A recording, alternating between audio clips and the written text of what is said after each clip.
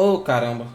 Oh, do you think the others are making good progress? Hope it's all going smoothly. Ah, eu tava esperando chegar perto pra fazer a introdução, mas beleza. Hoje nós estamos aqui pra fazer o capítulo, ou melhor, o Ato 4 da história de Nod-Krai, que recentemente eu postei o Ato 3, foi bem curtinho e eu espero que isso daqui seja na mesma vibe. Então é isso, deixa o like, se inscreva e vambora. Oh, hey look! They made it back as well! Flint's, Llama! How did it all go? All is well, thank you. Nefer and Yehoda had to stay at the curatorium to wrap things up, so they won't be joining us for now. I ran into Miss Nefer and Miss Aino on the way back. Their work is still in progress, so I suspect they won't be back for a while either. You seem rather cheerful today, Mr. Flint's. Parece, com essa cara. I certainly am. I achieved what I set out to do and came away with more than I bargained for. Mais do que você esperava? Fighting alone can get quite tedious. But I had the good fortune to run into a pair of brave young warriors. O Durin. We meet again. How have you been? Olha só. Albedo! What are you doing here? Quanto tempo? Thankfully, tracking you down turned out to be a lot simpler than we envisaged. These two courageously lent me a hand while I was fighting the wild hunt. When they told me they were Servarka's colleagues, it all made sense. And given how people of outstanding talent tend to cross paths, it's no wonder you're already acquainted. So, who's your travel buddy, Albedo? Why don't you come and introduce yourself? Jogando pelo evento que já teve lá no passado, da gente entrando na história e conhecendo o dragão maligno Durin, ele virando a criatura mó fofa, virando um pet desse caramuche, depois virando um corpo real, naquela missão lá do Albedo também foi muito da hora. Estamos aqui finalmente com ele, em carne e osso agora, né? Salve, moço. A gentleman of few words, I see. And a rather stern countenance. I presumed you were acquainted with him. Is that not the case? Eu vou ter que fazer a missão lendária dele depois. It's nice to meet you again. We've technically met before. Wait a sec! You're Mini Durin! Até hoje eu não tanco essa porra desse nome. That's right. It's me. I'm glad to see you again. By the way, he says it's okay if you drop the mini. Graças a Deus. Yeah, I'm not as mini as I used to be. Cara, Durinzinho, eu sempre achei esse Durinzinho um nome ridículo pra cacete. Durin até vai, mas Durinzinho não. Interesting, isn't it? Não. The first step towards blending into human society appears to be reflecting on whether one's name really reflects who they are. Wow! You look so different! In a good way, of course. It's great to see you looking so healthy. Mas vai estar estiloso, hein, amigo? Parabéns pela Thank you, escolha Paimon. da roupa, hein? And although you're as mini as ever, I understand that diminutives don't always convey endearment. I'll be sure to simply call you Paimon, as a sign of my great respect for you. Chamou de anão. Wow! You're such a De uma sweet forma talker elegante. now. Paimon could get used to this. From now on, you may refer to her as your esteemed guide, Paimon. Na verdade, acho que um diminutivo é justificado aqui. Personally, I think our little Paimon is the perfect size. When people call her Little Paimon, it's just because she's so adorable that they can't help themselves. If that's not a sign of endearment, what is? You're absolutely right, Miss Lauma. My brother still has a long road ahead of him when it comes to understanding human relationships. Anyway, speaking of long journeys, didn't Columbina leave with you? How come she isn't back yet? She's been catching up with old friends. Wouldn't be surprised if she stopped for a cup of tea or a 10 on the way back. Uh-oh. Aí, People ó. are talking about me. Hope it's nothing negative. Ai, meu Deus, Arlequino. Esse é gado. Parece que ela tá bem melhor depois de se encontrar com seus antigos colegas. Judging from your expressions, I'm guessing it all went well? It's getting crowded here. I'll go grab some chairs. No need. This is a job for an alchemist. I'll whip some up momentarily. Thank you for your hospitality, ladies and gentlemen, but I was merely escorting my friends back. I'll be meeting Sandrone shortly, as we still have some things to discuss. It's been a pleasure, everyone. But this is where I'll say goodbye. We really appreciate your help. Valeu, moça. Oh, come on. Spare the formalities. I'm just glad I could help out some true friends. Ver você ao vivo em cores na minha frente é sempre um colírio dos meus ancas, né? I understand. Well, bye for now. Eu sou muito baba-ovo do elenco de Fontaine, né, cara? Acho que já ficou bem, ficou bem nítido isso. It's probably a good thing one of us left. Otherwise, we might not fit all these people in. Are you saying we're about to run out of chairs? As a matter of fact, I am. Come on in and see for yourself. Aí o nome, né? Ecos do Luar Esquecido. Eu, assim, sendo bem sincero, eu quero muito entender como é que o Durin vai se encaixar nesse negócio, hein? Não. Mano, eu tinha falado no capítulo anterior. Ah, seria interessante se o Deus Leaf aparecesse só pra falar meia dúzia de palavras e depois ele iria cair fora, né? E esse filho da puta apareceu mesmo, velho. I overheard your little chit-chat outside, by the way. With Miss Columbina's colleague gone, we should be back to the original crew plus the other colleagues I brought in. Nem fudendo, velho. Though it looks like we have another new face. Someone else managed to rope in a colleague too? Foi mal. Ele provavelmente tá aqui por nossa causa. Frankly, you and Paimon are the only people I know here. This here is Deansliff, colleague of Tibet's greatest guide, Paimon, and greatest adventurer, the Traveler. A descrição. Well, not exactly colleagues, more sort of friends. When someone else jumps in to do the announcing, you know you're speaking to someone important. Let's hear what he has to say. Que ele provavelmente apareceu por causa do Riri, né? Note to self. Once Paimon knows your name, the rest of the world will soon follow. Nota pra mim. When he comes looking for us, it's usually something important. Paimon's guessing you've heard about the Wild Hunt, then. From the looks of it, you're about to hold a meeting. If I were to say that the Wild Hunt is our mutual enemy, would that earn me a seat at the table? As the saying goes, the enemy of my enemy is my friend. Mr. Dainsliff, there's a seat with your name on it. Though, I can't promise the same for everyone else. Hey, Albedo, think you can rustle up a couple more chairs?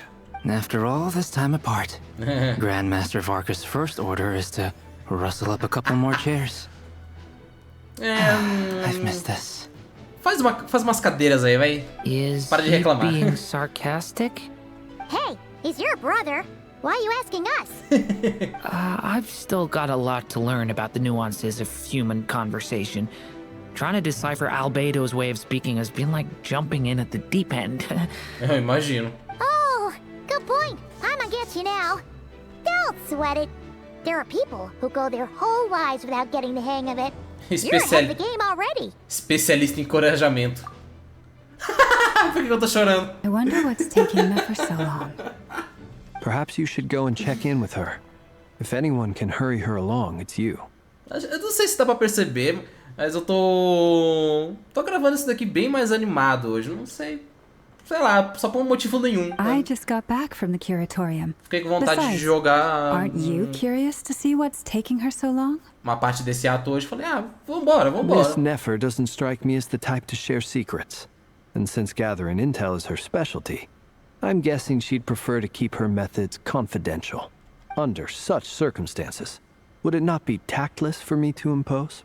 Oh, but it's fine for me to impose. Mas tudo bem, eu me impor. What can I say? You have an unrivaled ability to garner people's affection, Miss Moonchanter. Besides, you have far more in common with her than I do. All right then. Impressive.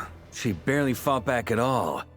I admire your powers of persuasion, my friend. Esse amigo aqui tem o poder da lábia. As I'm sure Miss Lauma will realize soon enough, the trick in life is to always pitch in with other people's responsibilities so that you can be selective with your own. Another trick is to simply hide in the background. Spoken like a true sage. Anyway, looks like we've got some time to kill before the meeting. Let's take a little breather, folks. And feel free to chat amongst yourselves.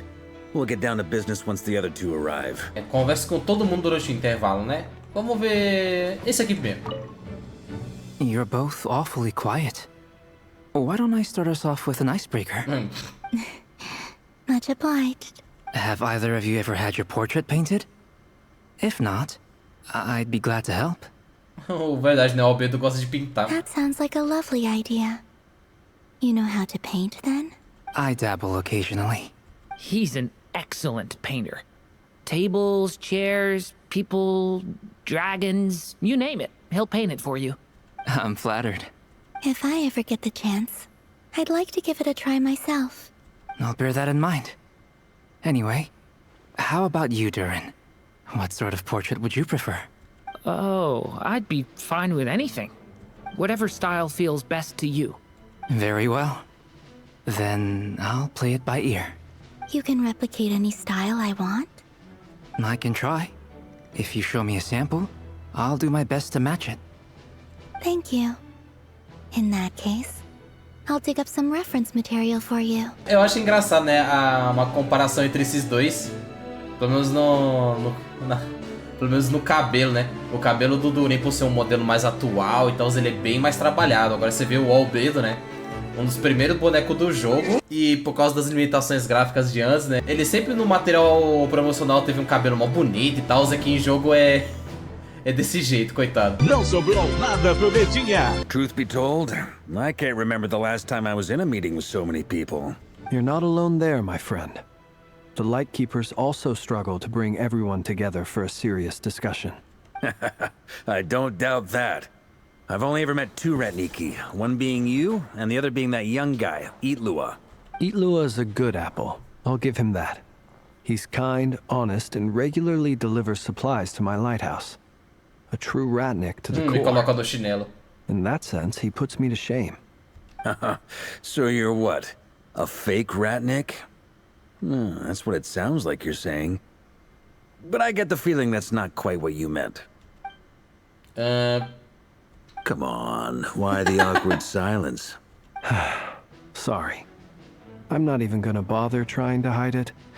You've known all along, haven't you, my friend? Now, that was an awkward silence. Let's just keep this between ourselves. Probably best if Itlua doesn't know, huh? That goes without saying. Gotta be careful what you share with youngsters, after all. Anyone else in the know? Let me guess. The Traveler and Paimon? It's dangerous being too sharp for one's own good, you know. Then, in the name of the Animo Archon Barbados himself, I swear, your secret's safe with me. When we went for drinks, you said that you and Barbados were practically best buds. In the light of that claim, do you really expect me to take your oath seriously? Of course. Just as long as you don't go spreading around the fact that I'm close with Barbados, all right? Fair enough, then. Nothing like a bit of mutual leverage to seal the bonds of friendship. Legal essa interação entre eles. Mas o principal aqui é você, né? O que você tá fazendo aqui? Is there something you'd like to say to me? Quer dizer, qual o seu propósito aqui, né? Diga em palavras altas para... Why'd you just show up here without even giving us a heads up? Para nós. If you think back to our previous interactions, you may recall that that's hardly out of character for me. You do have a point there. Já encontrou um lugar para ficar? Oh yeah! You'll need to find somewhere to stay the night too, right? Wanna tag along with us? You never Desconto know. de grupo. You might get a group discount. Sure, let's do that. Topou. Great! Paimon will handle it. Oh, louco. And in return, we can get Dainslift to be our very own personal bodyguard. If that's what you had in mind, you should have said so sooner. I'd be happy to help. Oh, okay then. Paimon was only kidding, but good to know. Anyway, since we're all here together, we might as well watch each other's backs. That's just what friends do, right? Indeed. Thank you. Tá, agora chegou a... Todo... a cara dela. Nem um pouco feliz. Será que aconteceu uma briga aí? Tá uma discussão entre elas? Ah, Miss Nefer. You made it after all. But what about Yehoda?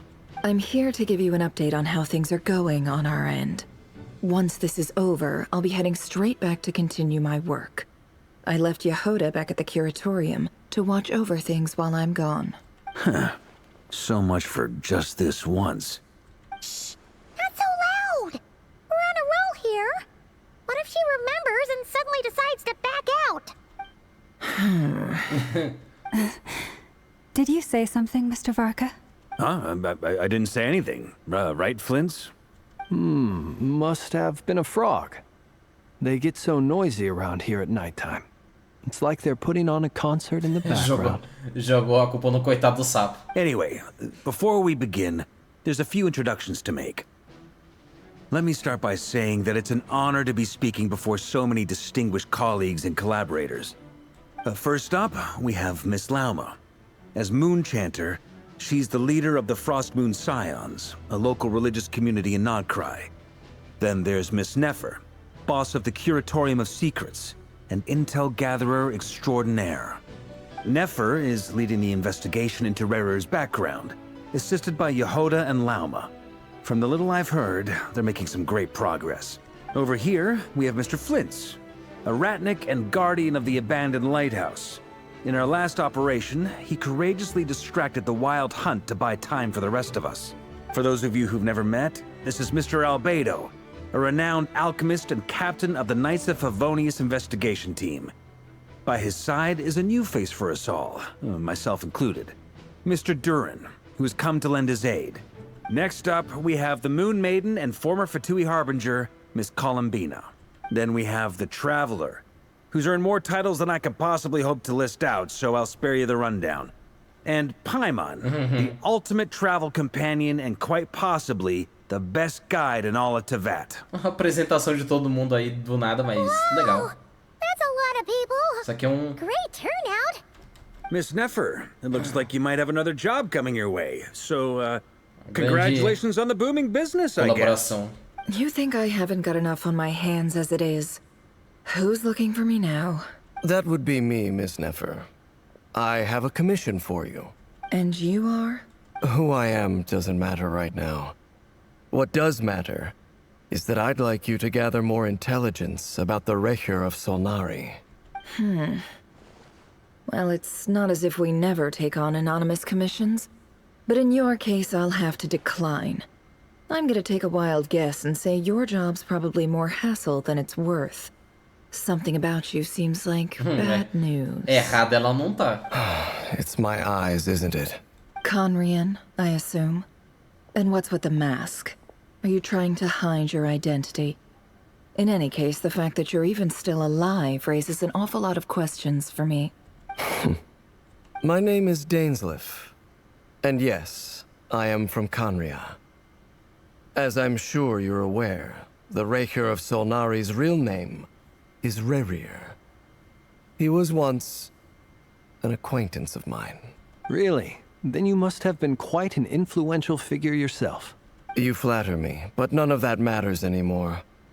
My point was simply to clarify why I have asked Miss Nefer to investigate Rerir's background. So you're both from KHAENRI'AH, and it sounds like you used to be friends? What am I missing here? Surely you already know how he became one of the Five Sinners. I'll tell you everything I know. The history of KHAENRI'AH, the names and identities of the Five Sinners. I remember it all like it was yesterday. Ih, vai falar assim mesmo? I have never spoken openly of this before. But the truth was exactly as people say. The Five Sinners were each driven by their own desires, and it was by playing upon these that the Abyss tempted them to their fall. The visionary, Vedafenir, who wished to foretell the future. The wise, Haroptatir, who sought limitless knowledge. Tá, o visionário, o sábio. Gold, Rheindotter, who desired to create life. The foul, Surtalog, Renerdot, Surtalogi, who pursued supreme strength. Se bem que o Dansleif ele é considerado um, né? Não lembro. And last, but not least, Recher of Solnari. Beleza. Rerir, Ravager of the Moon. Mas assim, interessante saber que a... Eu devo ter visto isso em algum lugar, mas eu não tô lembrando agora. Acho que foi uma informação que só passou batido. Que a Renerdot realmente é alguém de KHAENRI'AH. Of the five, Nesse sentido, não tô tão Rerir is the surpreso only assim. one who remains a mystery to me. He never harbored grand ambitions. So what changed in the space of a single night? How did he come to fall like the others? In other words, you're saying that his change came as a shock to you, and you have no idea what actually happened? That's right. You mentioned how the Abyss tempted them, which led to their fall. But what did that look like in practice? And what other context can you give me about the events of that time? The more detail you can give me, the better. Strangely, now that it comes to it, I hardly know where to begin. The fateful night took place during the era of the Eclipse Dynasty. One day, my elder brother, the visionary, Vedafenir, was summoned to the palace by the Vinster King, only for the king to gouge out his eyes and cast him into the dungeons. When I came to hear of this, my fury knew no bounds. I gathered together every ally I thought I had, and together, we set a night to storm the palace and free Ved. Centuries on, the memories of that night still haunt me, like a never-ending nightmare. We broke through the palace gates, just like we had planned, each striking towards our separate targets. But then, I was betrayed. Even Vedafenir, the very person I had come to rescue, abandoned me and partook of the Abyss's power. So, it's personal after all. Then tell me, Mr. Dainsleif, what price are you willing to pay? You, of all people, must know that nothing comes for free. I cannot say what price would be worthy of such a commission. But know this. Rerir was not always a madman. Believe it or not, there was a time when he was just an ordinary man, working for the Khaenri'ah Intelligence Service. Uncovering the truth of Rerir's past is the only way to unravel this mystery. But before you decide if you will accept my commission, I will tell you more about him. Enough, I hope, to help you plan your next move. Sounds pretty good to me. Feels like we just flagged down a random passerby, only to discover he's actually a master strategist who has a score to settle with our enemy. Quem diria que ter amigo de KHAENRI'AH seria tão útil? Can I borrow your halo? It could be useful in the lighthouse. Hey, enough with the wisecracks! Besides, isn't that lamp of yours bright enough already? Relax. It was meant to be a compliment. If that was a little over the top for your liking, I'll make sure to tone it down next time. Tá perdoado. I'll give your proposal some serious thought, Mr. Dainsleif. Let's speak in private once the meeting is over. Before that, there's a few things I'd like to share. Você relata o encontro com a serva e como você e a Dansalete recuperaram a medula e no espaço da Lua Carmesim. Você deixa claro que a serva escolheu te ajudar por vontade própria e, em seguida, concluiu relatando como os corações das três luas estão finalmente em suas mãos. Now that we've united the hearts of the three moons, your power should be greatly enhanced. But it seems like that hasn't happened yet. I believe it will take a little longer. You've done so much for me, so I want to be completely honest with you all. Even though I'm doing a lot better now, the truth is, my recovery will likely be an ongoing process. From the moment I was born, my power has been slowly ebbing away. And that is because Tevat has never accepted me. Even with the moons united as one, it seems my rejection cannot be undone. So far, I have yet to find a solution. It may turn out to be a problem that will plague me until the day I finally leave this place behind. Even so, I will do everything in my power to help you drive out the Re'hir of Solnari. As Arlecchino put it, this is not about chasing the spoils of victory. It's just a gesture of heartfelt gratitude. Kutar. Ela parece mais energética e positiva do que quando a gente se conheceu. Defeating the Re'hir of Solnari will be no easy task. While my strength slowly recovers, we'll also need to gather more intel. Naturally. We should take all the help we can get if we hope to defeat him. We've considered several viable plans now, but our choice hinges on the answers to a few key questions. Is it even possible to kill Rerir? What experiences shaped the person or monster he became? And what's he really after? Given Albedo's expertise in alchemy, I think we should leave him to try and answer the first of these questions. Understood. As for the other two, I'm afraid we'll have to count on you again, Miss Nefer. Believe me when I say it's not my wish to burden you. But right now, relying on your skills is our only option. So you're placing all your hopes on me, huh? We can't thank you enough for agreeing to help us.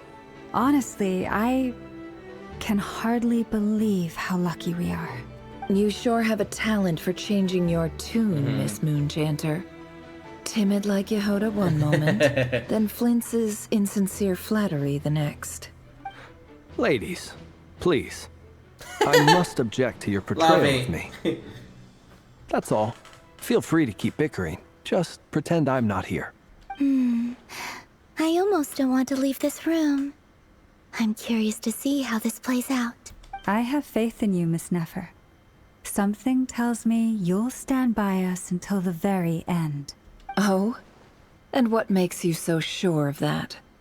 What if I suddenly decide that my compensation is insufficient? This isn't about the money. I can sense that you've got a deep-seated distaste for Rerir. And knowing you, that alone is motive enough. Look at them getting along so well. Farinha no Like mesmo two saco. peas in a pod. And I'm the one they accuse of insincere flattery. There is no justice. E o Flynn ficou Miss magoado, né? Lama, you have to understand something. Unlike you, I don't actually enjoy having everyone's hopes on my shoulders. Is that right? Well, maybe the fact that I'm willing to put my hopes in other people says more about me than you. But the fact is, I also trust you. And that's because I know that you're someone we can count on. Anyway, we've got our plan, so let's get moving. Mr. Dainsleif, let's talk. And Traveler, once we're finished, if you've nothing else planned, I'd like you to come with me. Tá. This whole experience is teaching me a lot. For instance, I now know that when other issues come up in the future, I'll have far more luck getting Lauma to convince Miss Nefer than trying to do it myself. Hate to say it, friend, but that's one of the funniest things I've heard in a while. Why? You think I've got it wrong? Quite the opposite. But what makes it so hilarious is how long it's taken you to realize. Nefer e Dainsleif conversam atentamente por um bom tempo. Pela gravidade das suas expressões, você consegue perceber o quanto pesa sobre os dois a próxima etapa do plano. Após uma breve conversa, Albedo e Durin saem com Varka no que descreve como uma missão de coletar amostras. Lauma sai por um tempo, então volta com um remédio urgente. Ela te diz que enquanto as pessoas raramente esperam se machucar, é o dever dela estar preparada quando isso acontece. Você e Paimon esperam pacientemente por Nefer, contentes em ver como todos estão trabalhando bem juntos. Assim que Nefer termina, você segue ela e Lauma de volta para a curadoria. Então ela provavelmente vai contar o que foi que o Dainsleif disse pra ela. Ah, e a Jarroda também. E ela tinha que aparecer, né? It's okay. We actually used the time to help Dainsleif get a room at the hotel. That's very considerate of you.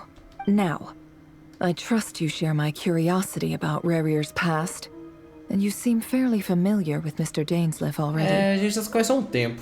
We spoke at some length after the meeting. He was the one who suggested I should invite you to join this operation.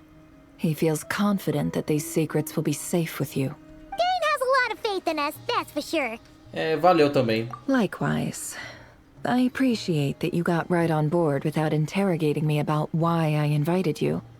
It shows that you trust me to explain everything in due course. That's because we know what you're capable of. We appreciate you too, Nefer. You might have been forced to help in the beginning, but this time, it was your choice. That's one way to put it.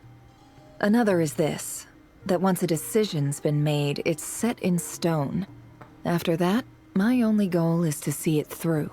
All right, so here's how it is. I'm going to access Rerir's thoughts again using my confidential method. Now, I'm sure you've seen things like this before on your travels, so you're surely well aware of how dangerous it can be. The reason I've gathered you all here is to ensure my safety during the proceedings. I plan for us to enter the fragment of his consciousness together And once inside, I will focus on searching for information. Think of this as a diving expedition into someone's brain. If I'm the diver, you are my safety equipment, tasked with keeping me alive while I'm under the surface. Once the ceremony begins, we will all be spying on privileged information. But in the interests of safety, you must remain absolutely silent at all times. We will discuss our observations after the ceremony has concluded. Lastly, any individuals of a weaker constitution are advised not to partake in the ceremony. In any case, Paimon has her own job to do, which requires staying in the room, but... Ela deixou os detalhes do método confidencial de fora. Acho que as técnicas dela são um segredo de negócio. Well, good luck, everyone. Sounds like all Paimon can do is cross her fingers and root for you guys. There's a little more to it than that. I was being serious when I said you have a job to do. While the rest of us are inside Rarir's mind, it's imperative that we have a team member on the outside. In the event that something goes wrong, you will be our first responder. I don't anticipate any issues, but the extra level of safety will be greatly appreciated. I second that. This is a dangerous operation here, and you're our whole rescue team. That's pretty much the most important job in the crew. So, Paimon's like the lifeguard? Yeah, that makes sense. All right, got it. Good. Please, take a seat. We'll get started momentarily. Então vamos lá, né? Fazer um mergulho mais uma vez na memória do maluco. So, did Mr. Dainsleif tell you anything else? He told me that he believes Rarir kept some big secrets in his life. He's not sure that they were the cause of his eventual downfall, but he's asked me to uncover what those secrets were all the same.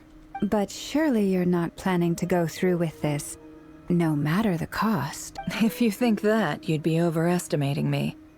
I'm a businesswoman, Não a mercenária. not a mercenary. But I do have my own professional reasons for taking this job. You think I'd turn down the opportunity to get a first-hand glimpse into KHAENRI'AH history? No chance. Well, as long as you don't let morbid curiosity get in the way of safety concerns, we're good. You're such a killjoy. Tem incenso, velas, parece um ritual de invocação. Parece que ela ainda não tem a intenção de compartilhar seus segredos, mas agora não é hora de curiosidade. Vejo que tem um conjunto de xadrez na mesa. Será que tem a ver com o método dela? Alright, I'm good to go. É que a gente já viu isso no capítulo passado, mas agora através do nosso ponto de vista. All set over here too. E aqui também. Promise, Paimon, you'll be extra careful. Tá. All right. Let your whole body relax. We're about to begin. Close your eyes. Phew. Could this be his office? Pretty standard setup. Bookshelves, paperwork, files. According to Dainsleif, Rarir used to be an intelligence operative. Chances are there's plenty of top-secret intel stashed away in this room. Is this where you keep your secrets, Rarir? Can't say I'm not looking forward to this. Eu também tô bem curioso. Vamos ver, vai. A file tucked inside a folder. The title reads, Dear Breakfast Shop Owner. It's a list of names, but at this stage I have no idea who any of them even are. Wonder what kind of encryption technique this is. Seems like it has to be inserted into that camouflage device nearby. Aha! It's an audio recording. Please, hear me out. Oh. I can't shake this feeling that someone's been spying on our house. No, I'm not being paranoid. It's true. I saw someone dressed in all black. It was a couple of days back, but that was on another street, not near my house. I swear, I know what I saw. There's a note in the margin. Surveillance of the Run-For-Their residence has concluded. We apprehended the target and filed the mission report last night. Could the voice in the recording belong to one of Rarir's targets? Possivelmente. Bookshelves full of documents. Looks like these are all files, packed with the personal details of individual KHAENRI'AHs. The Crimson Moon dynasty preceded the eclipse. Since Rarir worked as a secret agent during the latter, It stands to reason that he was tasked with purging remnants of the old dynasty. Yep. Lines up exactly with what Dainsleif told me. A box containing a ring inlaid with a precious gem. Must be for his girlfriend. He looks even gloomier than last time. I wonder what's changed. Today's files are in. Time to wade through them, just like usual. Male, 51.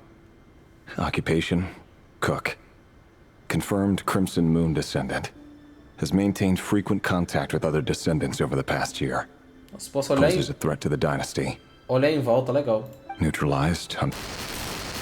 This one should be archived under purged targets. Female, 23. Occupation, office clerk. Confirmed Crimson Moon descendant. Has maintained frequent contact with other descendants over the past year. Poses a threat to the dynasty. Neutralized. Another one for purged targets. Sounds like she was that other man's daughter. Never mind. What's it got to do with me? Tá, ele é basicamente... Just another nobody for the archive. Come to think of it, I remember surveilling this man. A case like his never would have been considered a priority in the past. Huh. He barely even interacted with other Crimson Moon descendants. Mostrando um pouco dos alvos que ele já caçou aí no passado. Começou a vir criança é foda. Então, qualquer tipo de pessoa, não só qualquer pessoas descendentes, mas se tiver qualquer tipo de contato com algum outro descendente, acho que já é considerado uma ameaça. Né? Porque, sei lá, ela pode ser um descendente da dinastia, mas não conversa com nenhum deles pra não acabar igual, né? It's funny, isn't it? Your job is becoming both harder and easier at the same time, depending on how you look at it. Sooner or later, the Crimson Moon descendants will be completely wiped out. But as their numbers dwindle, they become harder and harder to track down. That's not how it is. Fortunately, however, most of the able-bodied adults have already been taken care of.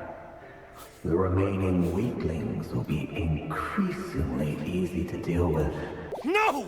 Tô fazendo uma simulação de CLT aqui. Só assinando papel. No, my job is to ensure the survival of the Eclipse Dynasty. And the only way to do that is by eliminating any and all potential threats. It's a perfectly legitimate line of work. Every single one of my colleagues can attest to my fairness. And if my friends were aware of the facts, I know they'd back me up too. Assuming, of course, that they were aware of all the facts. Mr. Vedifalnir, it's been quite some time since we last met. Rerir, I trust you're here because you have something important to discuss. Forgive me. I wasn't tuning out, it's just, I noticed you didn't even phrase that as a question. As if you knew I was coming. Tell me, does someone in your position ever feel the need to ask questions? It is indeed within my power to foresee certain things. Things like your arrival.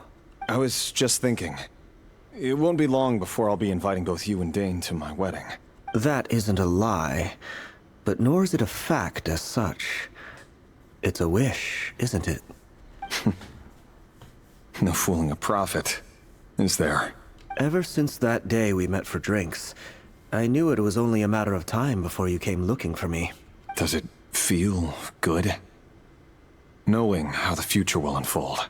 I'm afraid the notions of good and bad fail to capture the complexity of what such a power entails. Once you've seen what will come to pass, it can be all too easy to succumb to fear and melancholy. Unless, of course, you learn to abandon these feelings. You fear my silence, and long to hear the words I left unspoken that day. That's right. You must have noticed my reluctance to broach the subject. And the reason is simple. Because the truth could never have lived up to your hopes. For both our sakes, such words are better left unsaid. The burden of prophecy was never meant for your shoulders. So who exactly do you deem worthy to hear your prophecies? None but our exalted king? Or rather, our king as he once was. You're closer to his majesty than I am. You must know better than anyone how much he's changed. You say that as though it is to my benefit. Yet precisely because of that, I dare not speak rashly. A king can turn out to be the most virtuous of rulers, or a tyrant more terrible than the most vicious of dragons. You are so wise and far-sighted, yet still you would have me live. You make a fair point. Especially given my silence alone was all it took to send you spiraling downwards. Very well then, let me offer you some advice. And I say this not as a prophet or a visionary, but simply as the brother of your friend. For many reasons, there is very little chance of your marriage ending in happiness. If happiness is what you seek, you should find another fiancé. Hold on. There's that same black fog again. Could this memory belong to Thelindis? Guess I'd better tread carefully. Wait. Hear me out. This time we finally got a clear look at his face and learned his true identity. His name is Rayrir, and he claims to be one of the king's guards. What did you say? A cruel irony, isn't it? The man you're set to marry lives a double life as a brutal executioner. Why are you telling me all of this now? Simple. It's because I want you to kill him. You are the only person he would never suspect. No, absolutely not. I would never dream of doing such a despicable thing. So you'll just stand by and watch him slaughter us to the last? Do not forget that the blood of the Crimson Moon flows in your veins too. The blood of the Crimson Moon? What does that matter now? The dynasty has long been dead and gone. You think that alone is reason enough for me to throw away everything I have? Why wouldn't it be? You too were once a child of the Crimson Moon, just like me. Don't tell me you've never felt so much as a flicker of fury for the way we were trampled into the dust.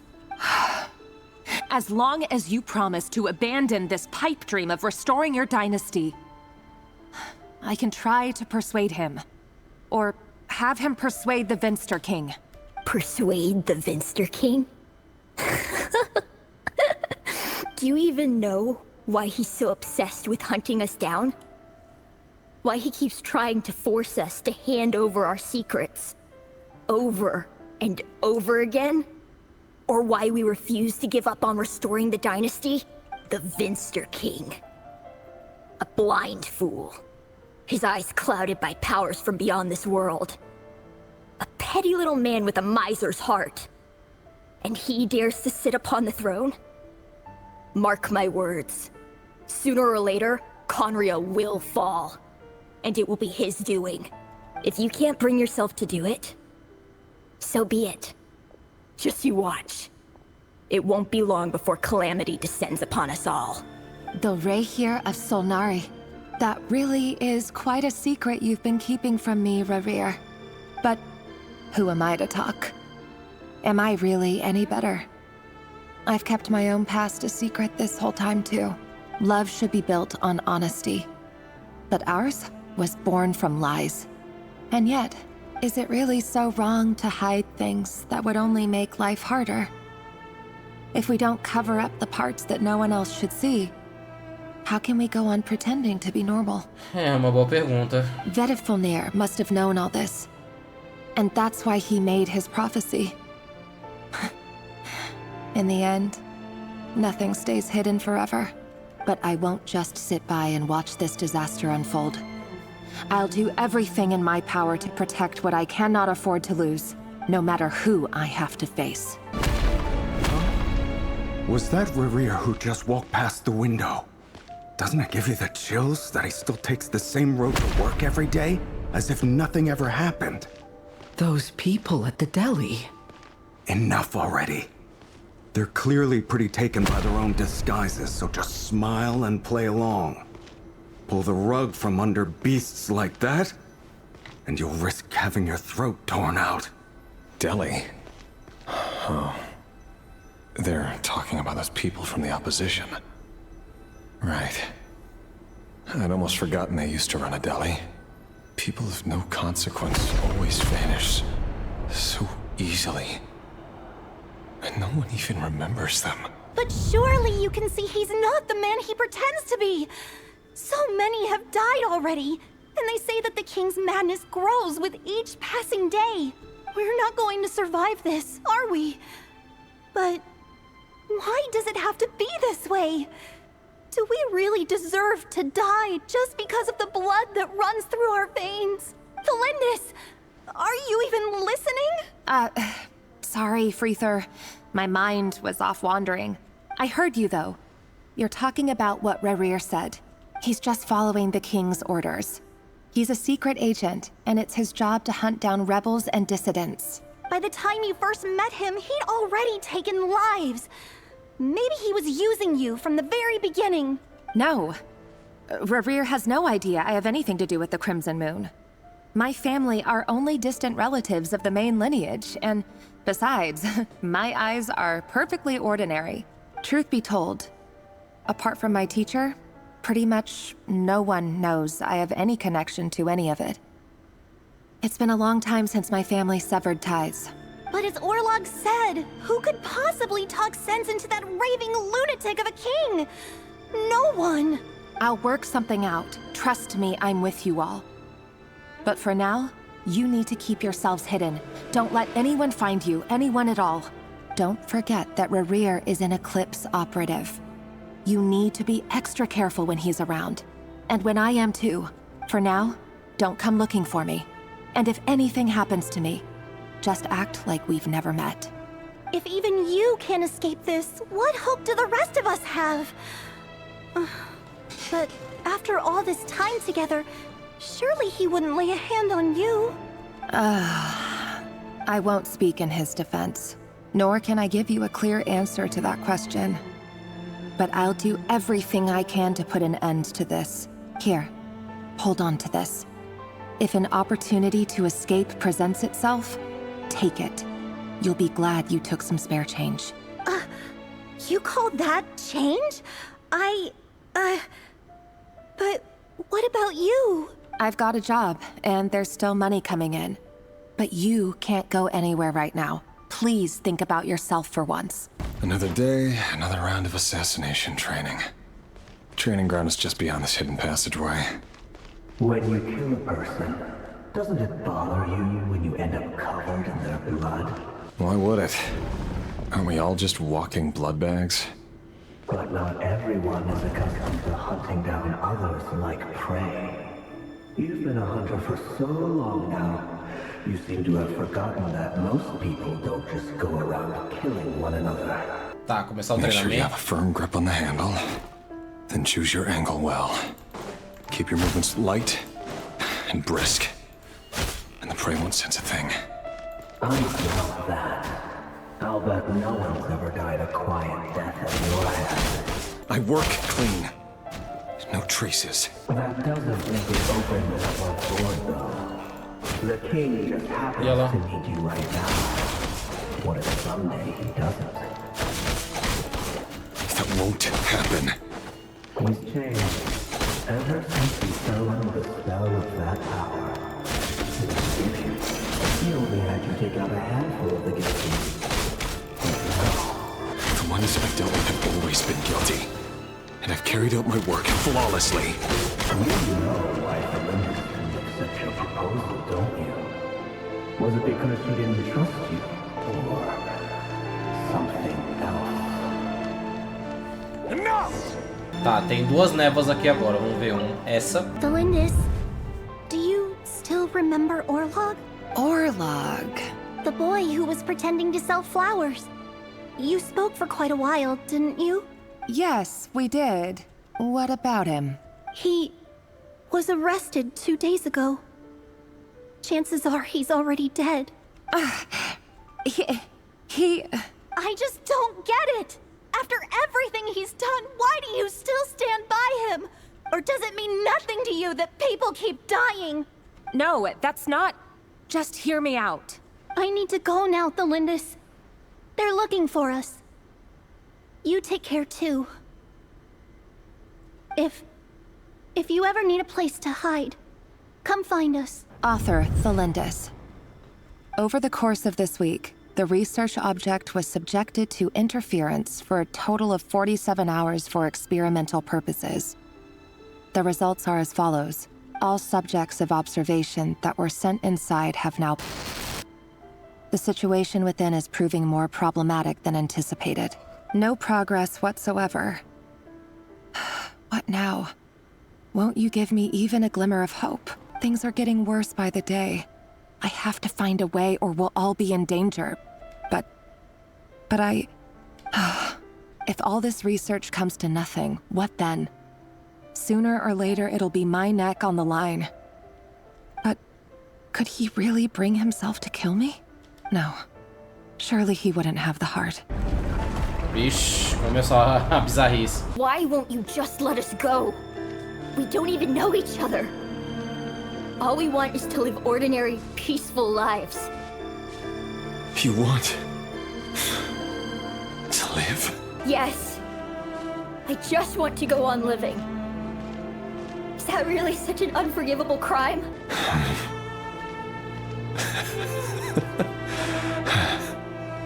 You want to go on living. I want to keep living too. To keep living forever. That's why I have no choice but to continue on the path I'm on.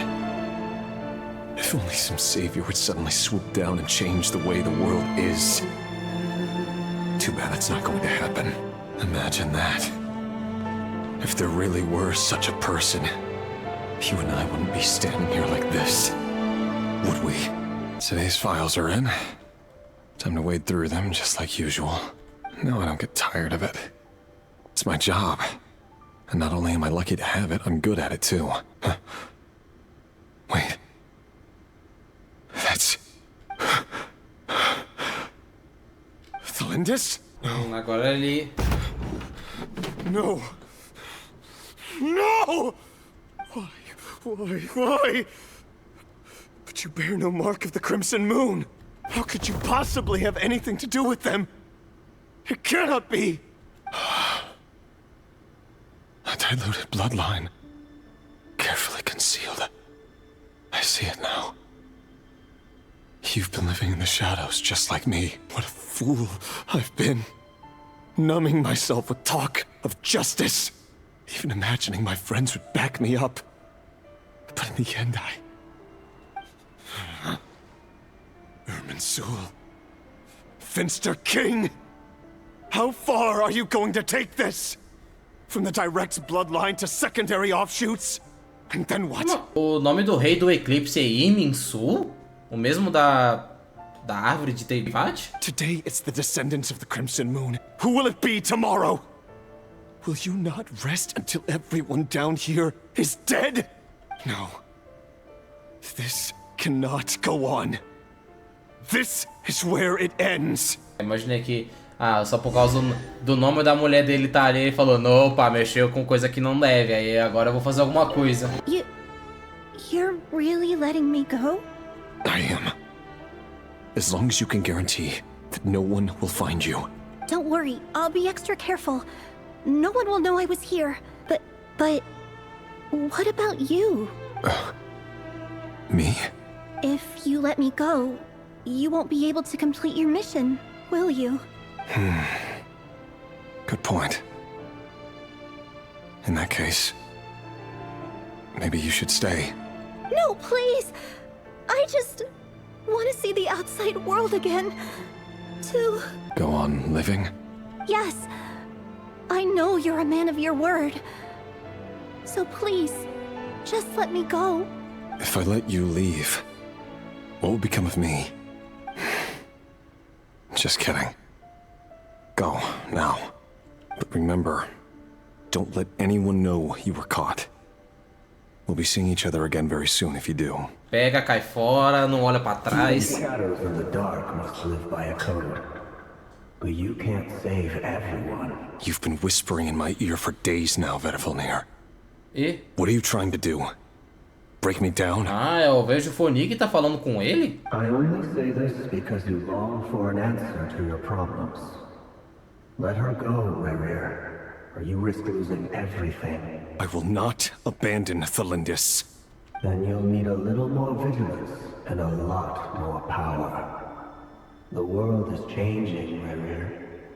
Keep your eyes peeled for your moment of opportunity. Nossa, é como se That voice used to be so unclear, but now I know exactly whose it is. It's Vedalfnir.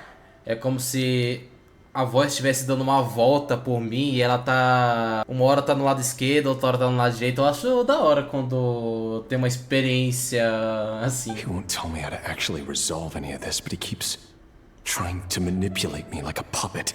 Isso se você obviamente tiver de fone, né? Se você não tiver de fone, você não vai saber o que eu tô falando. Tell me then, what will this moment of opportunity look like? And no answer. He's like a ghost. Always disturbing me when I'm on edge, but never answering when I need him most. So, the Eclipse Dynasty was purging, well, massacring the descendants of the Crimson Moon. And it seems like it was all connected to the Vinster King's research. The King's obsession with abyssal power left the future of KHAENRI'AH hanging in the balance. No wonder every aspect of Rerir's life was so unstable. And it looks like this Thelindis, Rerir's would-be fiancé, herself belonged to a sub-branch of the Crimson Moon Dynasty's descendants. It almost defies belief that a couple like them could hide the truth from each other for so long. If the Vinster King hadn't intervened in such a drastic way, they might have gone on deceiving each other for the rest of their lives. And why does Vedalfnir, Dainsleif's older brother, keep talking in Rerir's head? This guy kept more secrets than I ever imagined. The human mind is like a vast desert of shifting sands. When you follow the flow of someone's memories, you only ever see the parts they're willing to let surface. Time for something a bit more creative. Ser mais criativo. We've been inside Rerir's mind this whole time, building up a picture of his psyche. There's already enough clues on the board to start reading between the lines and mapping out the rest. Now, we can finally begin to put the pieces together. Sure, it'll only be a reconstruction, part simulation, part reasoning, but it's usually pretty accurate. Once we've built up a cognitive profile, we just need to cross-check the logic behind his actions. And then we'll be able to take a sneak peek at whatever it is that Rerir has really been hiding. Essa machucou pouco, hein? Rerir! Are you there? Mover peças consome ponto de ação. Quando todos os pontos são usados, você será retornado ao save anterior. Quando uma peça se move a um quadrado com essa marca, você ganha um número correspondente de pontos de ação. Tá, então eu tenho que pegar 3 pontos. Vamos pra cá e desce. Pá, pá, pá. Aqui, aqui e aqui. Tá, hey, beleza. Rerir! Come out, it's urgent. Dane? What's wrong? Quick, come with me. I'll explain everything once we've met up with the others. Okay, I'll come. But the Lindis is still over at the Universitas. I'll need to leave her a note. All right then, but make it quick. I've never seen Dane so worked up before. Whatever this is, it must be big trouble. E vai ter certos quadrados que não vão gastar pontos de ação. Ok.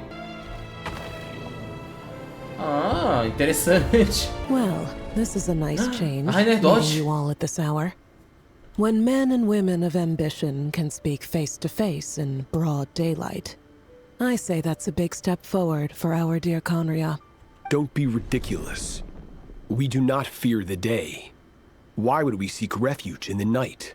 You might ask your blade that same question. I'm told it prefers the cover of darkness. The word on the street is that Sir Delogi only strikes when he has an unfair advantage. But that is patently false. I see you're missing an arm and a leg. Surely only a fair fight could explain that. If this is your way of offering me replacement limbs, believe me, I'll take them. Oh, we can certainly discuss that. With bioalchemy, anything is possible. Assuming I have your full support in my research. Lunatic. Robtatir. What brings you here? Why, Dainsleif, of course. He invited me. Please, Cast aside your apprehensions, Miss Rhine-daughter. Whatever the rumors may say, I am but a humble servant of the king, and I can assure you he affords me no greater convenience than he does you. Well, the Universitas Magistrorum won't stop fawning over you. So at least some of the rumors must be true. You're clearly doing well for yourself, so drop the humble servant act. It endears you to no one. You're president of the Universitas Magistrorum, the chief royal mage known as the Wise by royal appointment, and by far the most favored among the 4 pillars of KHAENRI'AH. Vice President Veit doesn't even try to hide his envy when he sees you. My success is the product of hard work and good luck. It's as simple as that. Were the king not such an extremist, I hardly think I would have received a senior post at my age. Of course, no job is without its gripes. Serving a king like ours can be a challenging task, as I'm sure you can imagine. And as for Ato IV, in missing out on the presidency, he's dodged a mountain of stress. Like everything else in life, it comes with pros and cons. You're all here. I apologize for the short notice, but it was an emergency. You must be Rerir. Mr. Sertologi. Yes, I handled your case file during your sentencing. Nothing personal, of course. I'm pleasantly surprised that you remember me. You're clearly a person of substance if you've been invited here. But Dainsleif, you'd better have a very good reason for convening this little gathering. It's my brother, Vedofenir. After he spoke at the court this morning, the king was so infuriated by his words that he had him blinded in both eyes and thrown in prison. Vedofenir in prison? Strange. I thought the king trusted him and Horoptatyr more than anyone else in the world. Does this mean the king's circle of trust just got even smaller? It has nothing to do with trust. It's about what the king wants, which is as clear as day to anyone paying attention. I simply appease him, because it's in the best interests of the Universitas Magistrorum. And also because you're slimy. Vedofenir, perhaps less so. But still, a visionless visionary? It rather inclines me to think that qualifications are not what get you ahead in KHAENRI'AH. Do you honestly think this is an important discussion to be having right now?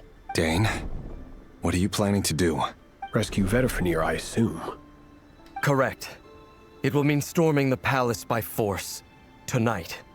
I need all of you on my side. That's far too dangerous. And don't forget, Dainsleif, you're captain of the Royal Guard. You swore an oath to the throne. You've been planning this for a while, haven't you? I have no desire to commit treason. But whatever critique the king may have of Vedofenir, disfiguring your most loyal subject for putting the best interests of his court and nation first, this is not the conduct of a wise ruler. My blade will force the king to see the error of his ways. So, Vedofenir's prophecy enraged the king. I'm sure it wasn't what he wanted to hear, but if he won't take counsel even from the visionary, that is deeply troubling news. The extent of His Majesty's madness is now all too clear. The question is, how does a man like me get out of this situation unscathed? You have noble ambitions, Dane, but I'm afraid they don't do much for a guy like me. I'm not interested in saving the world. All I want is a letter of pardon. A letter of pardon? For whom? Thelindis? The chances of the Vinster King issuing a pardon for anyone connected to the Crimson Moon seem vanishingly slim. This black fog over the board must have some connection to Thelindis. But why is it taking this form? Does it have something to do with Rerir's past? Another mystery I'll need to unravel. Consuma o número de pontos de ação marcados para derrotar as peças do seu oponente. Ok. Por mais que esse negócio de andar por um tabuleiro com o rir como se fosse uma peça, enfrentando inimigos no caminho, seja muito interessante, vamos só focar na história principal, porque, ok, eu gostei muito disso daí, mas acho que num vídeo não fica tão legal assim, eu passando por esse negócio, até porque isso tomou um tempo do caramba. Author Thelindis. Over the course of this week, the research object was subjected to interference for a total of 60 hours for experimental purposes. The results are as follows. Research dating back to the Crimson Moon Dynasty has established 2 points regarding moon marrow. Firstly, its origins have something to do with a god's power. Secondly, it serves as a portal to an as-yet indeterminate location. Moon marrow can thus be defined as a spatial gateway. However, there are a number of hurdles to overcome before we can answer the question of where it leads to. To start with, opening the gateway requires a specific power source, which the relevant literature indicates. An enormous amount of power is then required to keep the gate open. Currently, the total power output of our instruments remains in the single digits. To make matters worse, I am now the only staff member remaining in the Moon Marrow lab. The Universitas Magistrorum recently decided to move most of its personnel into abyssal energy research, which has stymied all Crimson Moon-related projects. This is not a wise move. I have always maintained that placing all our hopes in a single source of power is risky, especially one as poorly understood as this. As well as making ourselves overly reliant on a single resource, we are neglecting other promising technologies. I apologize if this comes across as disrespectful, but as a Moon Marrow researcher, I desperately want to see the world beyond the gateway. If we really made it there one day, what would we find? And how would we go about taming the unknown? My imagination is endlessly fueled by questions such as these. This is for you. I heard you're gonna leave the city with your parents. Delindis, did you hear about what happened? I've heard nothing. Rerir got back very late last Friday, and he was acting a little unusual, but he slept pretty well, so I'm guessing whatever he did was a good deed. You never saw him, and I don't know what he did. And this conversation never happened. You understand? What if he finds out that you pried into his secrets? Don't be silly.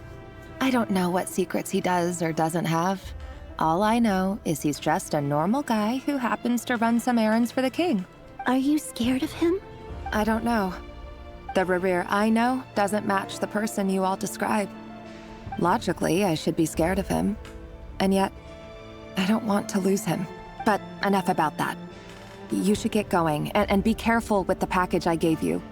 Keep it secret. Keep it safe. What's in it? A piece of the moon. All you need to know is that as long as you keep it safe, then in the future, everyone will be able to see a red moon. A red moon? You mean our moon? That's right. Our moon. Promise me you'll look after it. I promise, Delindis. The Crimson Moon bloodline will never die out. Its light, the color of blood, will become like a fire that flows in our veins, no matter how long it takes. Hurry, everyone, and stick to the plan. Sir Dainsleif, what are you? Is this treason? You know what happens to those who betray the throne. Please, don't do this! It is the king himself who has betrayed the throne. He has betrayed all of KHAENRI'AH. If you have any love left for justice in your heart, you should join me. It's showtime. Dane and his group will handle the troops in the palace. Then Hraptatir and Rheindater will disarm the security measures. My job is to enter the prison and rescue Vedifalnir. Stay safe. Wish me luck. Look after my brother. Draw your blade. It is time for justice to prevail. This place is filthy. And the smell is abominable. Clearly, the king doesn't allow his prisoners a single shred of dignity. This is dire. Found you. Hello, Mr. Vedifalnir. It's you. Surprised? Oh, wait.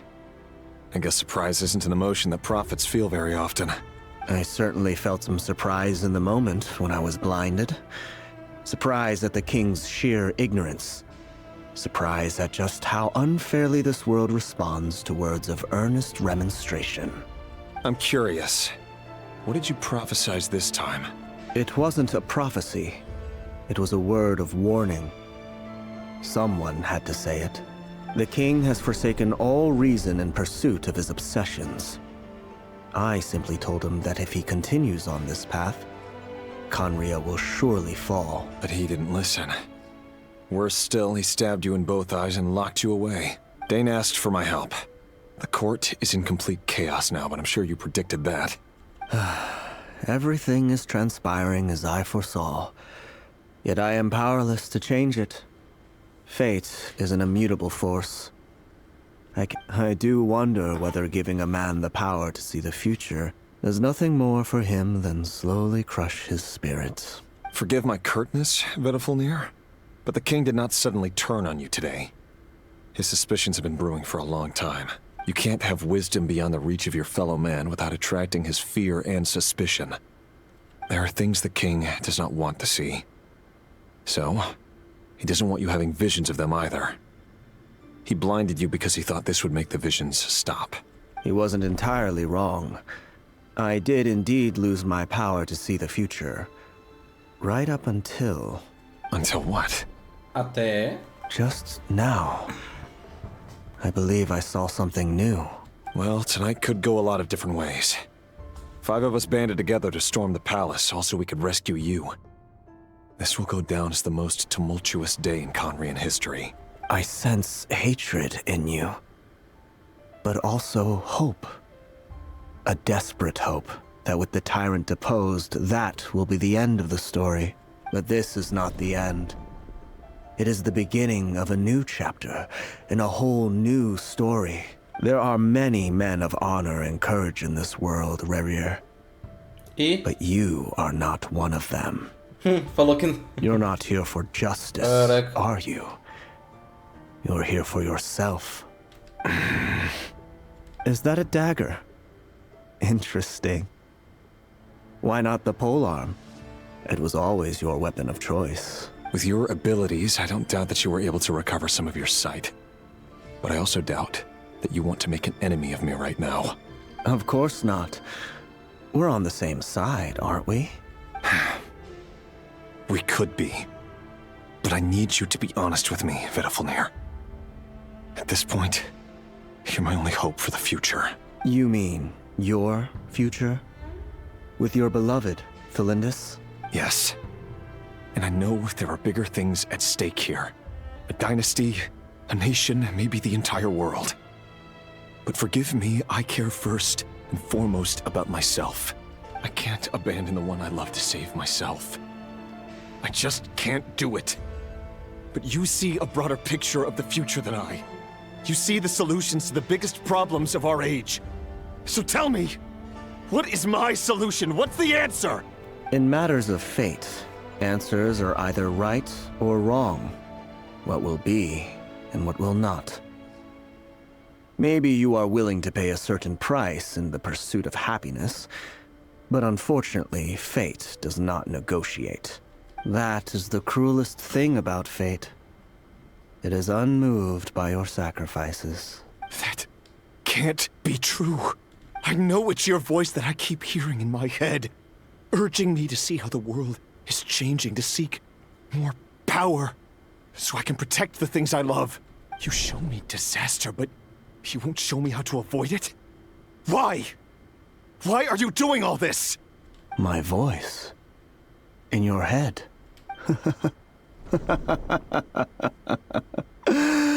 So, you hear it too? The voice that steals your mind, gains your trust, and drives you crazy. It turns out that we are not so different, you and I. Vedifulnir just broke into the strangest smile I've ever seen in my life, as if he'd discovered some monumental secret. But then he suddenly switched to looking extremely weary. Very well then. My advice to you is as follows. You must persevere. Whatever trials and tribulations you may face, be steadfast in the belief that they are your path to the future. For as long as you live, your story with Thelindis shall not come to an end. That is the only chance you have of fighting back against fate. It is up to you whether you believe my words. Regardless, that is all I will say on the matter. I have no right to intervene any further. I will hold you to your word. Thank you for setting me free. In return, I will tell you one more thing that you cannot afford to ignore. Just then, A strange wave of energy rippled through the city. We had no idea what it could mean. If I were you, I would head to the Universitas Magistrorum. The Universitas? Oh no! I'm sure we'll be seeing each other again very soon, Rerir. Whatever Vedifalnir said, I didn't catch it. I didn't even help him out of the prison. There was no time to lose. Monsters? Is this Rhindaughter's doing? Or the Universitas Magistrorum? Out of my way! The Universitas. That reminds me of a rumor I once heard. Allegedly, the king installed secret mechanisms in the palace and around the city. No one knows where they are or what kind of power they hold. But if they were ever gonna activate, it would probably be on a night like tonight. Help! Help! Hold on! Don't let them anywhere near you! Save me! I can't! Ah! That sounded like an explosion. So, the rumor is true? The king really went through with it? What other means does the king have at his disposal? They must run on power from the Abyss. And given it's a major center of Abyss research, anyone over at the Universitas will be in grave danger. I have to hurry! Monsters? At the Universitas Magistrorum? Why now? Oh no! They're coming! It's no use. The table won't hold out much longer. The weapons. Where are the weapons? Oh, of course. All the lab equipment was upgraded after the inspection last week, but the new weapons haven't been allocated yet. I'm done for. Is anyone there? I need help! Ah! Stay back! Please stay back!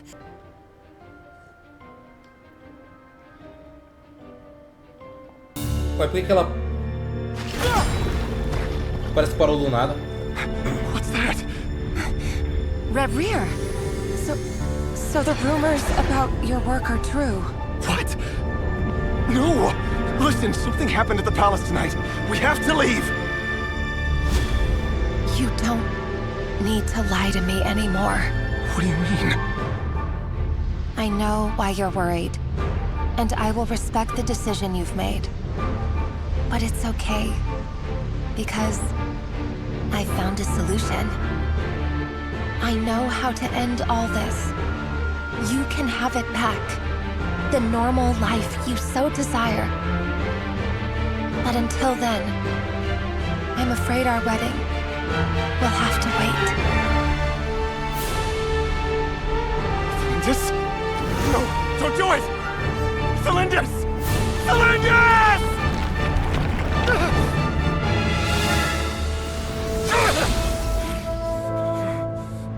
I told you, Rerir.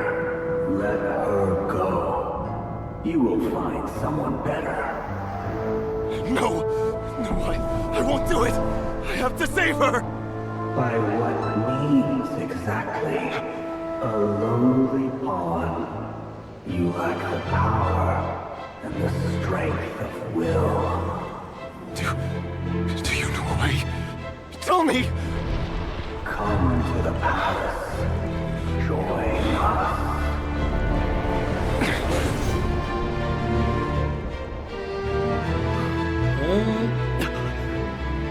Rerir, thank goodness we... Step forth and take your share. You made it. Not you too.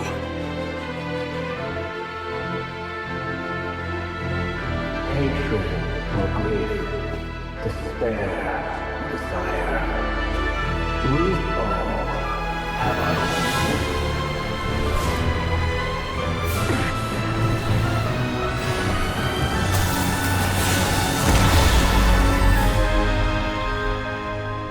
Rerir. Rerir. Celindus? Were you daydreaming?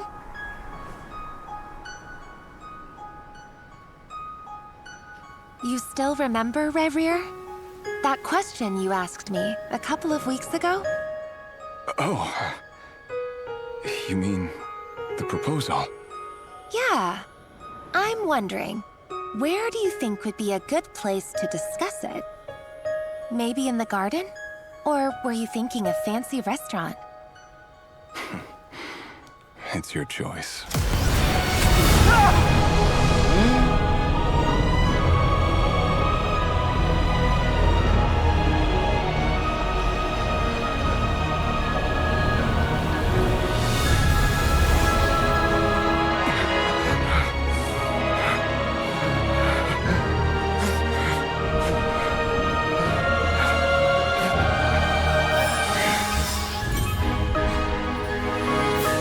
Então foi aí que ele começou a se corromper.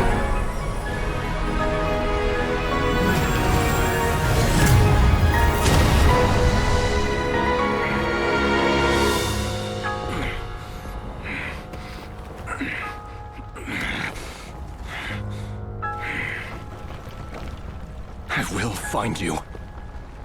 And then you can give me your answer. O cara é basicamente o...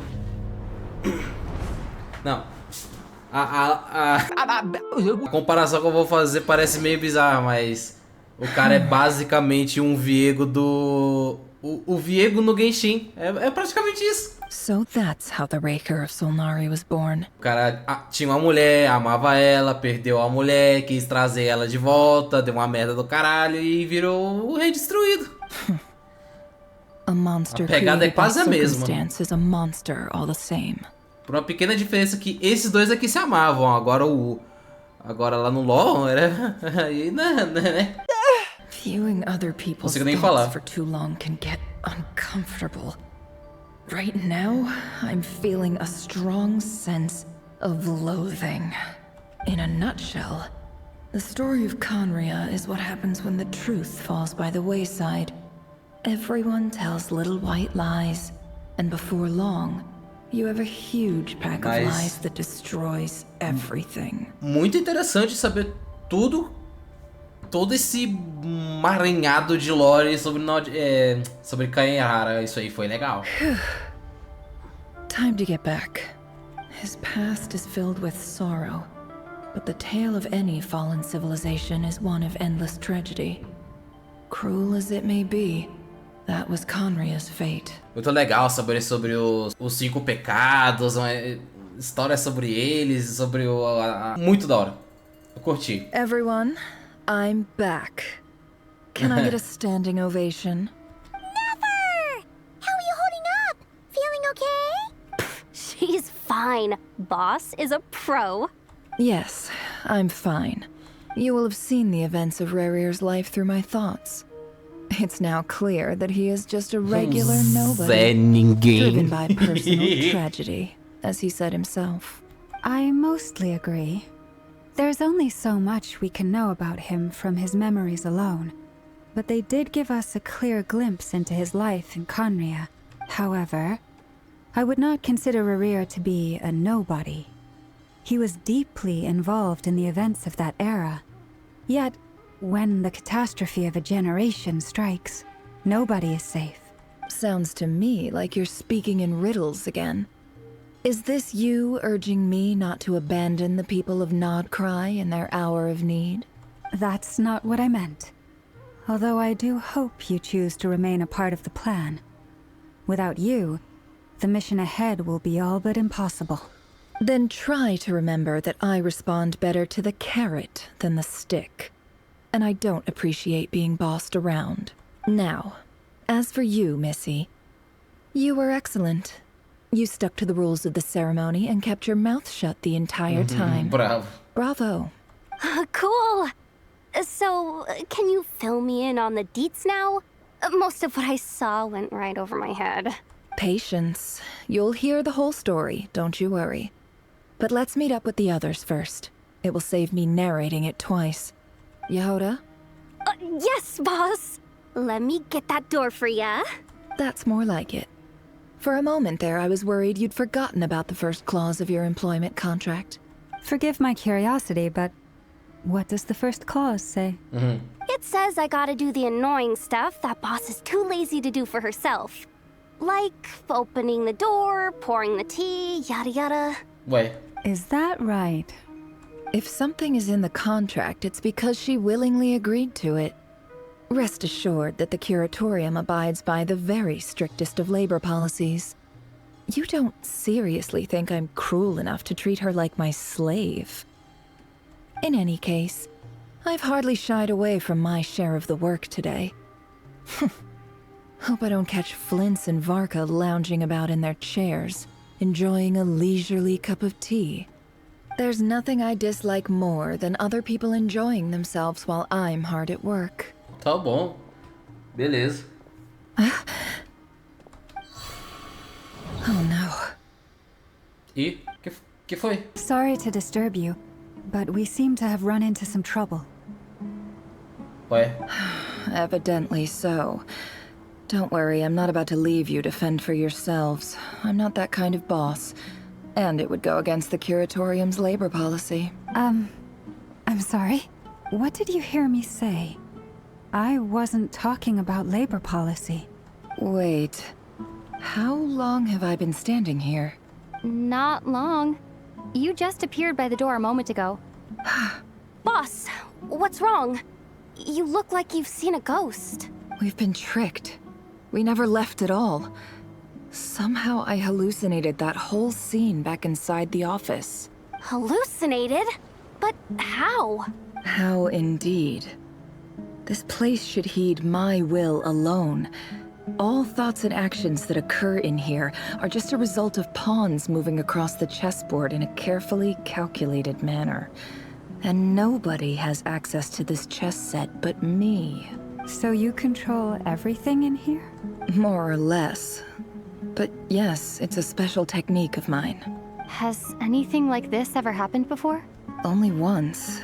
It was the first time I used the chess set. Is there any similarity between what happened then and what's happening now? I suppose my thoughts are a little turbulent, which was also the case my first time. Is there anything I can do to help? The first clause of your contract clearly states that I only need your help with things that I'm too lazy to do myself. Meaning, you're not feeling lazy right now? Meaning, this is not something Yehoda can help with. The chess set is a personal treasure that I alone understand. I must be the one to find our way out of here. Boss, it's fine. Really. Let me do something useful. Oh, listen to you. Whatever would I do without you, Yehoda? What? Really? Yes, really. Sério? Where would I ever find another employee as obedient and servile as you? God forbid anything ever happens to you. Oh, okay. Well, Parece mais uma ameaça. I was thinking of fetching some water. There's gotta be a source around here somewhere. I suggest everyone finds someplace comfortable to take a rest. We gotta conserve our energy. Even though all this chess malarkey doesn't exist in a physical sense, mentally speaking, it's all real. And so is our tiredness and fatigue. You don't want to dismiss mental fatigue. Just because it isn't physical doesn't mean it's any less serious. Don't I have the best employees? Jealous much? If we can find a suitable time, I'd love to borrow Yehoda for a day to help out at the Frost Moon Scions. Would you be amenable to that, Boss Nefer? Oh, Lauma. Have I ever told you just how pretty you are? Beauty runs from the tips of your antlers to the depths of your imagination. Time to rally, everyone. Follow me. As we continue our journey, the same rules will apply. That means stay focused and no talking no matter what we encounter. And don't disturb the chess pieces. You have my word that I will get us all out of here. This place looks familiar. That's not a good sign. There's someone up ahead. I wasn't expecting visitors at this hour. Wait, is that? Oh, it's him. There you are. Sinue's been looking for you all day. I think he has some news for you. Oh yeah? What were you doing just now, Uncle Retinue? Hiding away some more loose change? I know I saw some Mora. What do you mean loose change? Oh, come on, I'm too old for this. Just pretend you saw nothing. Vamos ver agora pouco do passado dela agora. Hey, kid. Mind telling me what Sinuhe's been up to recently? I'm trying to get in his good books and I need a way in. Get in his good books? Why? What do you want with my dad, Uncle Apepi? I've written a new song. I was hoping to showcase it at the next festival, but I'll need his approval. A new song, huh? I'd love to stay and listen, but unfortunately, Uncle Retinue says my dad's looking for me. Well, there's plenty of time and I'm not going anywhere. See that pile of stones? I'll be sitting there warming up my vocal cords. Come find me when you're done. Pile of stones. Got it. Hi, Dad. Uncle Retinue said you were looking for me. Ah, there's my little princess. If you'd gotten back just a little sooner, you could have shared the spoils of war with me. Spoils of war? Who were you fighting against, Dad? It was just a figure of speech. The aftermath of a sandstorm is no time to be waging war. I was talking about our war against thirst. I went out to fix our water supply problem, and now I'm back. Which means... We have a well again! That's right. I found a new one and brought back as much water as I could carry. It should last us for a good while. If it wasn't for these blasted sandstorms, our wells wouldn't be caving in. You wouldn't be spending all your time out searching for new water sources. As the chief of our tribe, I'm supposed to be leading us out of hardship and poverty. You know how prosperous our ancestors were. I've told you all the stories. And look at us now. Squeezed into these hovels. No one would choose this, if it wasn't for the endless wars over the years. But things are looking up. I started working with some folks from the academia a few months back. They gave me some contacts in return for my assistance in the desert. So you're the academia's helper now? Special ambassador, they call it. Think of it as a partnership. It's nothing bad, okay? We've been isolated here in the desert for too long. Seeking opportunities elsewhere is the best thing for us, and the fastest way to progress. So, do you get anything good out of being a special ambassador? Of course. My luck's improving all the time. One day, I swear I'm gonna lead us out of this place. We'll find somewhere new. Somewhere better. That's our well, and you know it. You stole from us. Well, you've gone from chief to thief, and now you have to face the consequences. Did you really think you could take our water without permission and get away with it? You're either brave, stupid, or both. And that special ambassador act? Yeah, nice try. We spoke to the academia. They said it was all news to them. You're a liar and a cheat! I heard Yehoda gasp, but I don't blame her. Most people are terrified by the sight of blood. Corpses strewn across the ground. The wounds are clearly from scimitars and daggers. The desert dwellers' weapons of choice. There's a handwritten note on the ground. Let's see what it says. Halil, this is Sinuhe, chief of the Shimti tribe. Surely you remember me. I was the one who helped you and your colleagues avoid the quicksand in the desert. This is my second time writing to you. I assume my last letter must have gotten lost in the mail, as I didn't receive a reply. I hope this one makes it to you safely. I'm writing to you because I need some help. That sandstorm the other day completely blocked up our well, forcing me to look for another water source in Iab and Unut territory. It was a matter of survival.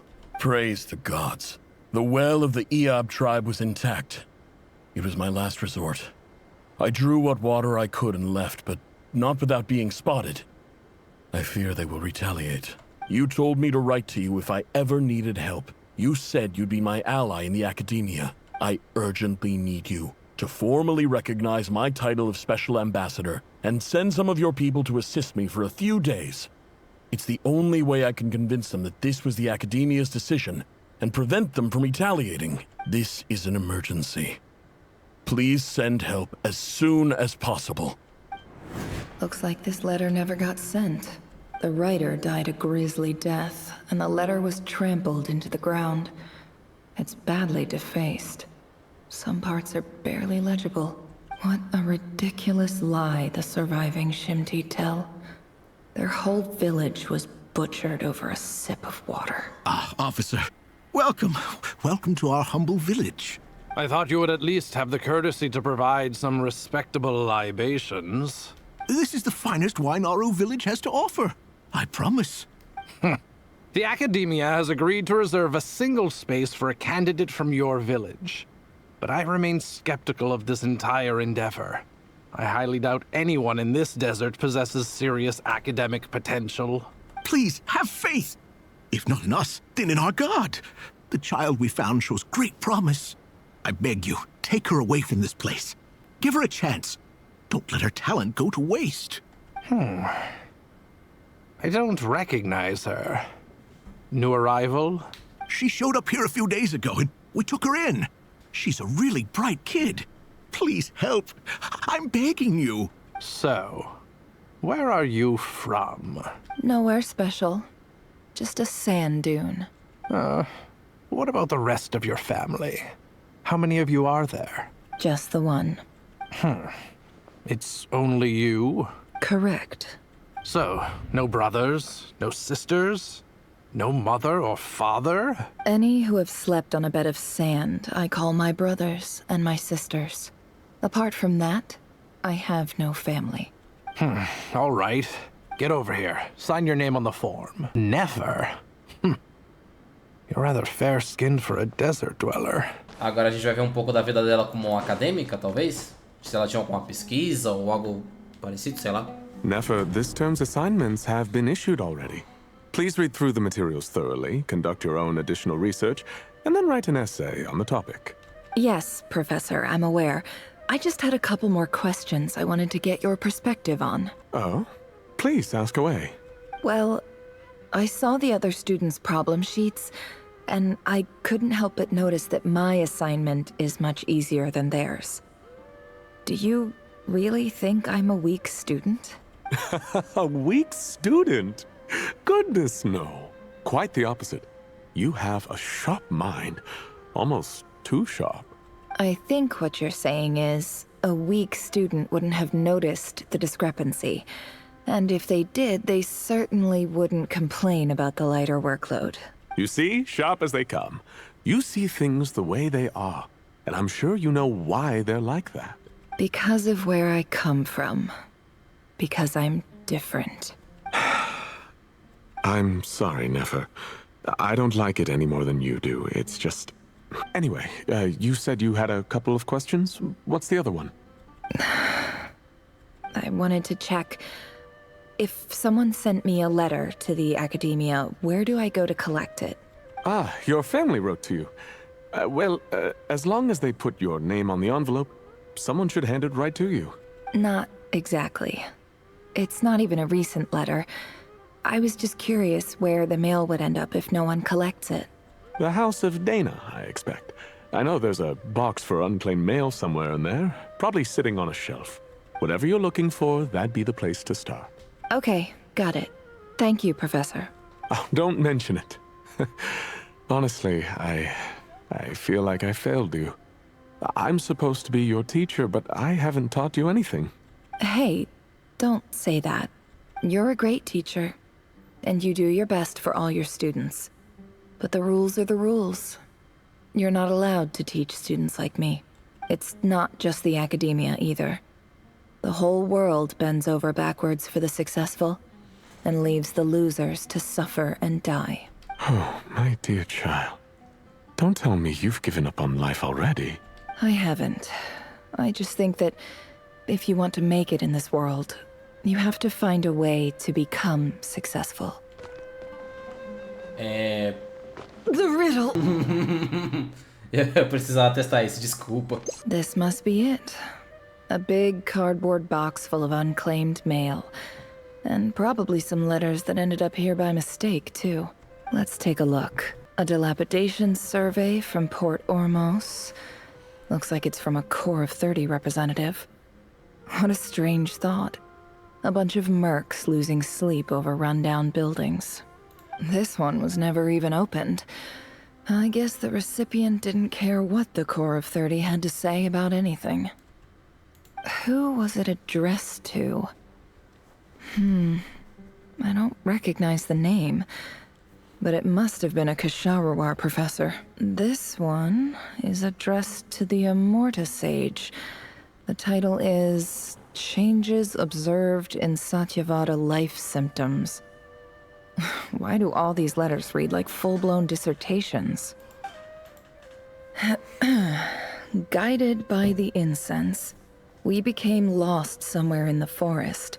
All the barriers between levels of consciousness disappeared as our minds soared around in circles, looking for a branch to seek refuge on. In clinical terms, these symptoms fit the description of incense poisoning. The Immorta Darshan strictly prohibits the use of hallucinogenic substances, but I believe there are still people getting away with it. For example, my neighbor who always breaks out into song and dance after using this seems like something the academia would want to know about. Why wasn't it collected? Wait, what's this written on the back? It's so small.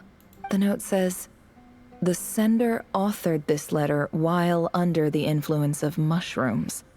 I would send it back, but no return address was provided. Stamped by the Grand Conservator of the House of Dana." This next one is addressed to Grand Sage Azar. A few words of protest regarding recent changes in Sumeru's educational policy. In recent years, the academia has taken on a small number of students from the desert region, as per the policy to this effect.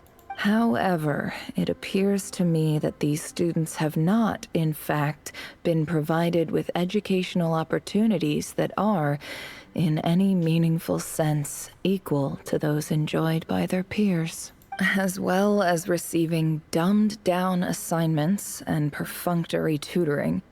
They do not even have full access to the Akasha system. Education is the fundamental purpose of this institution, which should go without saying in a nation whose founding virtues are knowledge and wisdom. I ask you, is the lip service we pay to the policy of education for desert students truly the standard of pedagogy to which the academia aspires? As Grand Sage, policy decisions are your prerogative, but do not forget your roots. You and I were once students too, as was everyone else in this institution. I do hope you will give some serious attention to this matter. I encourage you to discuss issues like this with myself and others, and listen to some alternative opinions. Great letter. Shame it didn't get to where it needed to go. And the sender is... Oi. Sage Cyrus of Spontamod. I didn't realize anyone else even knew how bad students like me have it in this place. So this is where letters from the Sage of Spontamod end up? Nice one, Grand Sage. Really enlightened leadership. Whatever. This isn't what I came here for. Moving on. I'm not exactly holding out hope that a letter sent from the desert would even make it here. But if it did, where else would it end up if not in this box? I can't believe how much discarded mail there is. Must have been years since someone last went through it all. And this is just one box.